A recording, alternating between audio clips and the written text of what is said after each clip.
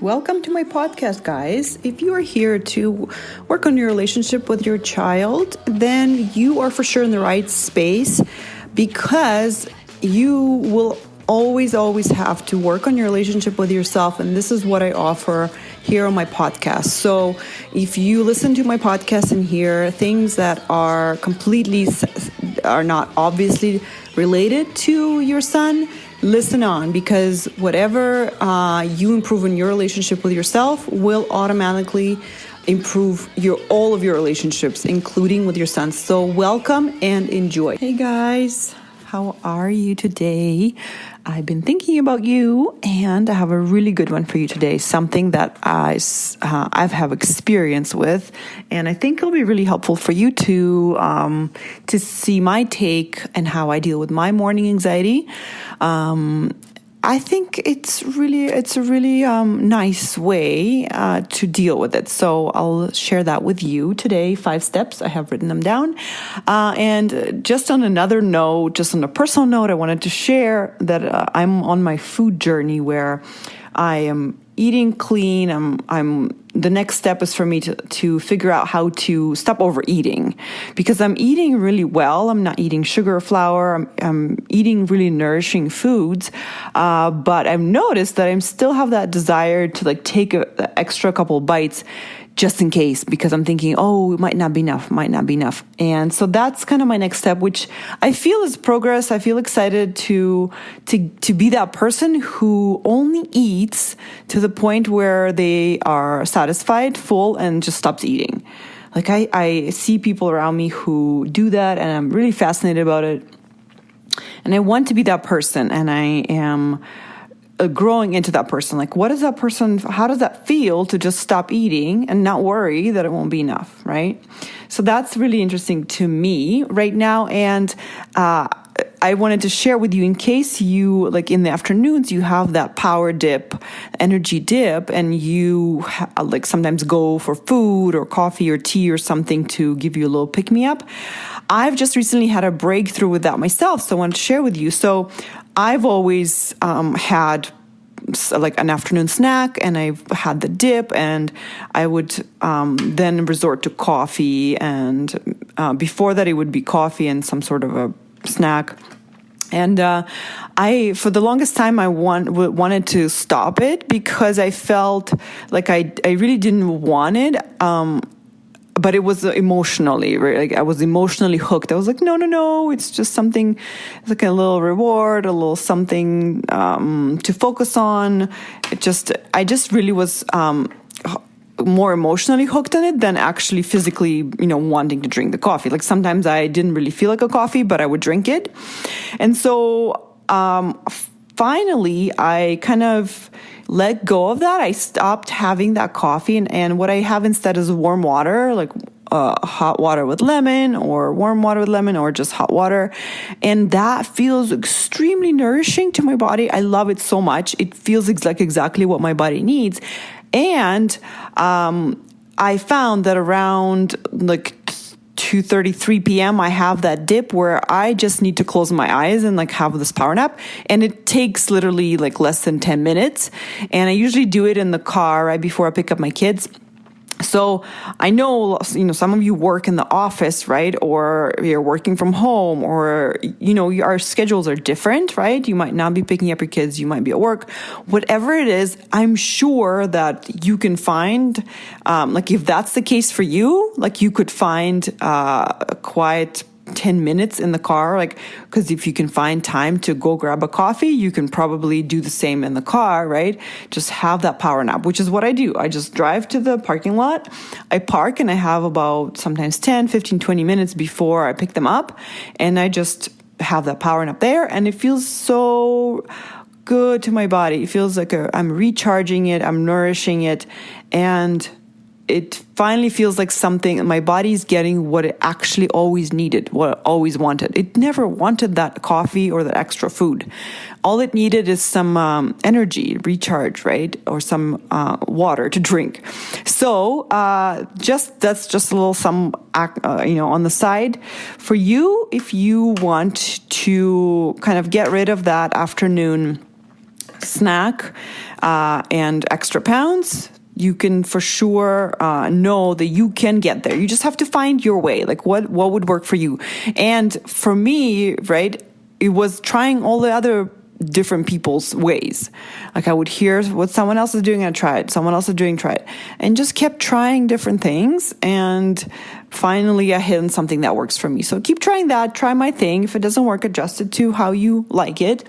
But know that you can get there. Know that you can not have that snack and actually be better off, which is what was my obstacle. I thought if I don't have it, I'll be worse off. But the opposite is true. I'm so much better off. I just love it. So let's get to the morning anxiety. And this actually can apply, right, to any anxiety. Evening anxiety, throughout the whole day, anything, right? But for me, I have that morning, like, little tenseness, right? And the reason why I wanted to share with you, because I have the system that I do daily, what I do with it is something that works for me. And so here is what it is. The way I think about anxiety is that it is a child inside of me that is worried, right? So all I have to do is hear it out. And this is how I'm thinking. There is a child that's worried and it needs to be heard out. So because I have a family to take care of, I have 4 kids, actual 4 kids outside of me that I need to take care of in the morning, drive them to school, feed them lunches, get my own coffee, get dressed, all this morning stuff that I have to do.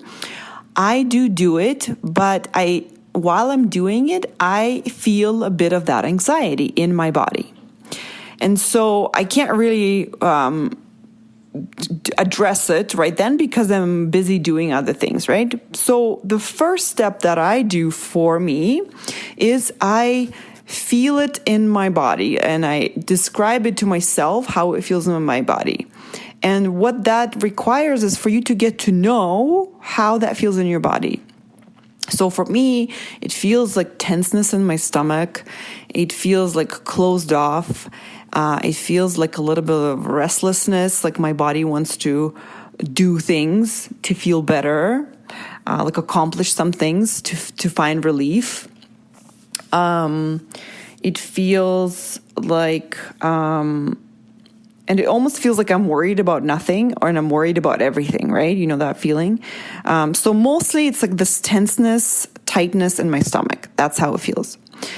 So this is a process of getting to know what your anxiety feels like in your body every single day or whenever that happens, right? So every day you get better at knowing what it feels like in your body. And as you get to know what it feels like in your body, then you will be a lot better at acknowledging it, right? First of all, we have to acknowledge it and say, oh, I'm feeling this tightness. I'm feeling this anxiety right now. And that is the first step, because if we don't know that what's going on is actually this anxiety, we might be believing that something's wrong, right? Because anxiety is like this feeling that something's wrong. Either you're doing something wrong or something's wrong out there, or you're forgetting something, or something's bad's going to happen later, right? So you might be getting caught up in it. You might be reacting to it. And when we react to it, we're more likely to fight with people. We're more likely to try to control the other people, the world, the day, and that doesn't end up well when we're reacting to our anxiety, right? So first, right, is getting to know it. That's the first step, is how does it feel in my body when I'm anxious? Second step, once you know what it feels like, then the next, like let's say the next time it comes up, you acknowledge it. That's the second step. Tell yourself, oh, here, I feel it. There it is. There's my anxiety, or there's that tightness, or I feel it, right? Oh, I feel my anxiety. So that's the second step. That's just how I do it, right? So you can take some things that work for you, you can leave it, right? The third step that I do is I tell my anxiety in that moment when I'm busy taking care of my kids and driving them to school. I tell myself, I will get to you as soon as I can. I hear you. I see you there. I know you're worried. I'll get to you as soon as I can. And that's the third step, right? I tell it like I see you. So it's like a child, right? Your child is worried and it keeps on nagging at you. Mama, mama, mama, mama. I need to talk to you. I need to talk to you. But you're like, hey, dude, I need to, feed this kid's breakfast. I need to drive him to school. I need to pack lunches. As soon as I'm done this, you're my next priority, right? And if you actually get to it as soon as you can, you will then be a lot more patient, right? And so then once I'm done with dropping my kids off, and I have this privilege that I can actually address it after, because I'm in charge of my day. I have my own business, and I go home and I do the step number 4. The step number 4 is listen it out, hear it out.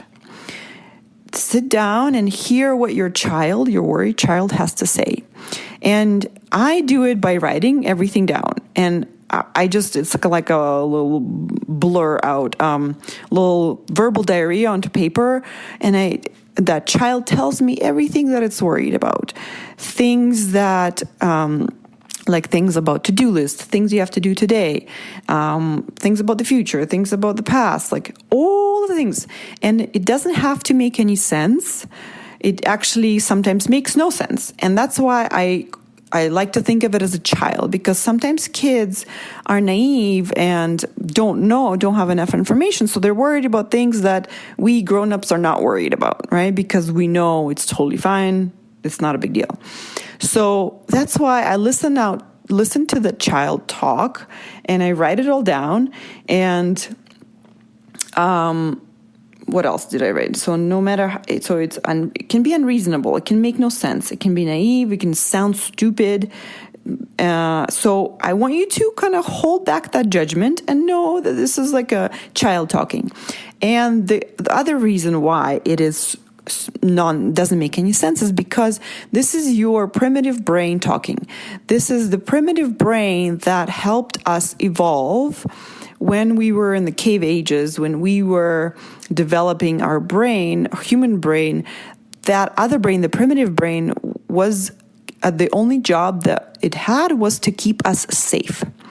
And so how does our brain keep us safe? Is by sounding alarms when it senses danger.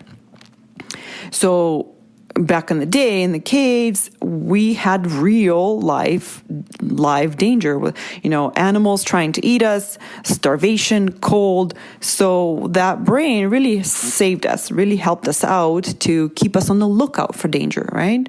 Keep us on the lookout for the tiger. And so, but now these days, we still have that brain, but we don't have any tigers around us. We don't have any starvation. Food is everywhere. We don't have cold. We have clothes. We have houses. We have cars, right? So then what does that brain do? That brain still keeps working and still finds danger in the non-dangerous things. Like, forgetting something, saying something stupid, looking stupid, being embarrassed, getting that thing wrong, not being successful, like all the social things, social life that we have. It might find danger in all of that, right? It might find danger in just the everyday things, like not having enough. It starts making up things like not having enough food, right? So this is what this is happening is your primitive brain is sounding alarms, but they're false alarms. There's no real danger. And that's why when I listen to that brain, I hear it out as a grown-up. So I'm a grown-up and I listen to the child who is a little bit unreasonable, who thinks everything is dangerous, and I don't really have much judgment for it, right? I don't call it stupid. I don't think it's an idiot for thinking this. I don't think it shouldn't think this. I'm like, no, like, yeah, it makes sense. Like, you're a child, you don't know if it's safe. Like, it's understandable. You're a little bit naive. You're not that mature. The brain the primitive brain, you're not that mature. You're not that sophisticated. And so I understand that you're freaking out about all these things, and it's okay. So as I hear it out, right, then as it is on paper, I look at it from my grown-up brain, and then I can talk back to it, or I can respond to it. And so this sounds like a multiple personalities, and it is, because we are humans. We can actually think about the thoughts that we think. So we can have a thought, and then we can have reaction to that thought. And that's what's happening. We have this thought, oh my God, I'm not going to get this done, I'm behind, blah, blah. And then we can have a response to it from our more mature, grown-up brain and tell it, it's totally fine. I can hear that you're worried. We'll not get it done. Here's what I'm, as a grown-up, going to do to make sure it's done. I'm going to finish this anxiety session, and I'm going to get right to work, and I'm going to give myself an hour and get it done. Right? So you have a chance to basically give space to the anxious little kid. You give it space to vent. It vents, and you listen. And sometimes all it takes is for you to listen. Other times you might need to tell it, we'll handle it, it's fine, here's what I'm going to do, here's my plan for the day, I got it. Don't worry about it, right? And then, so that's step number 4, listen to the little worried kid, or hear it out. Step number 5, ask that little kid, what else? Is there anything else? And there usually is something else. There's like, oh yeah, one more thing. And then it gives you another thing that it's worried about, and you listen to that thing. And so those are 5 steps. Step number 1, describe it to yourself how it feels in your body. That is kind of getting to know what your anxiety is. And it helps you get to step number 2, which is acknowledging it. Like, yeah, I feel you, I hear you, I feel anxiety. And then if you cannot get to it in the moment to listen to the child, then tell it the step number 3. I hear you, I'm going to get to you as soon as I can. It might be tonight, it might be tomorrow. I'm going to get to it on my lunch break. I'm going to make 5 minutes for you in the bathroom on my phone, right? And so that's step number 3. Step number 4, you actually make time for it. You make space for it. And here I want to give you like a little caveat, or it might sound to you like this is a lot of work, or you don't have time for this, or it might take a lot of time. And it does not have to take a lot of time. There have been times where I would do it on my phone. I would grab my phone and I would tell myself, this does not have to take long, 2 minutes. And I would open up notes and I would just start typing all of the brain dump, all of the thoughts I'm thinking, all of the worries. And it would literally take a few minutes until I would breathe a sigh of relief. Oh, phew, I've been heard. Oh, okay. There's someone who's taking care of me because they listen to me. They're going to get these things taken care of as an adult. Okay? And so it can take minutes. I just want you to know it's not a big deal. It does not have to take a long time. And also, I personally know I can benefit from feeling like, yes, I do have a bit of time. Like I do spend, I tell myself, it's okay. I will spend as long as you need. I will make half an hour for it. I know you want an hour, but I don't want to sit here and listen to whining for 1 hour, right? So you can play around with it. What works for you? Some people, for a while for me, it worked for me in the evening to take that little dump of like all that tension, dump it somewhere, vent, and feel good, relief. Some days in the morning. Some days you don't make time for it. It's fine. You're going to be fine. Just tell yourself you're going to get to it, right? So, but the bottom line is, if we ignore that child who's worried inside of us, we will drag that heavy feeling with us everywhere, and it's not going to feel good, right? It's going to come out somewhere, right? And some people, you might actually already do that if you have like a daily phone chat with your mom or your friend or someone. And that is where you vent, right? If that's where you vent, you will feel some relief because you feel like you've been heard.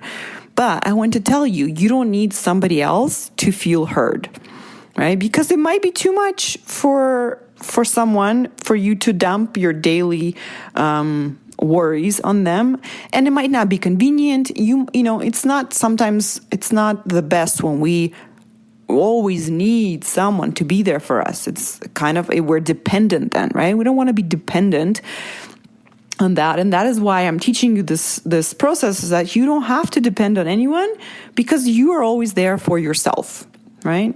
It's great that if someone's there for you, awesome. But know that you can do this for yourself anytime.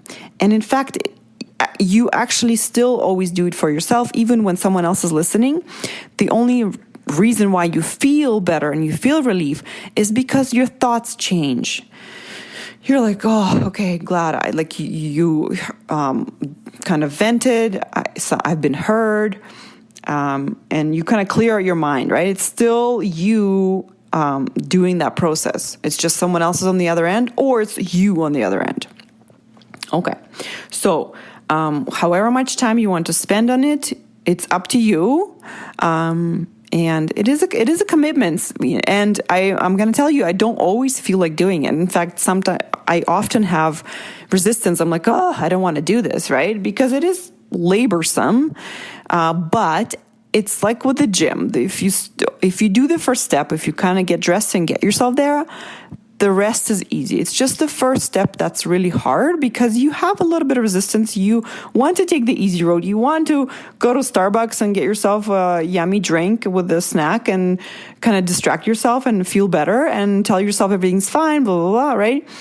But I know if you're listening to this, you might be ready to address the root of your anxiety and not just distract yourself. And that takes a little bit of work. That takes you a little bit of, you know what, I'm going to do this for myself and feel better.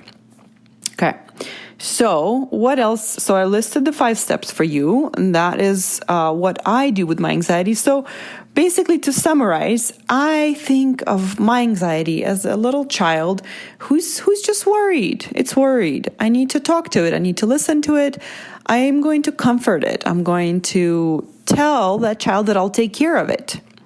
And sometimes I have to tell that child what steps I'm going to do to take care of it, because it has a bunch of a list of to-dos and things that it's worried about, and it doesn't know when they're going to get done. It's like, oh my God, I don't know when I'm going to have time. And it's just super dramatic, right? So I listen it out, and then I tell the child, or I tell myself, no problem. I got this. I will do this, then then, and then I'm not going to do this. I made a decision. I'm not doing this. And so I go through each item and I address it. And that takes some time. And also I tell it that I'll come back to it if it needs me. And I come back to it often, right? I make it a point to listen to it regularly, because it is worried and it needs to be heard. So that is how I deal with my anxiety in the mornings. And this is how I take care of myself. And then I move on to do what is required of me. And I find that makes me more equipped to take care of others, to run a business, to help my clients, to take care of my kids. I feel like I am prepared, I'm ready, I am taken care of, so then I can take care of others. So I would love to help you with your anxiety. I've helped people overcome debilitating? The anxiety that makes them unable to do things in their life. And I helped people with that. I helped people overcome just chronic anxiety. For everyone, we experience it differently, and the thoughts that create our anxiety will be different. So if you need help with that, I would love to talk to you and walk you through them and kind of help you prepare to make anxiety your friend, your little passenger, not the driver. All right? And if you are fighting with your son because of your anxiety, bring it. Let's do this. This does not have to be your reality. We can get you to 0 fights. You can have a handle on your anxiety. You can take care of your inner child, and then you can stop fighting with your son. All right? Well, I love you all, and I will talk to you next week, okay? Bye.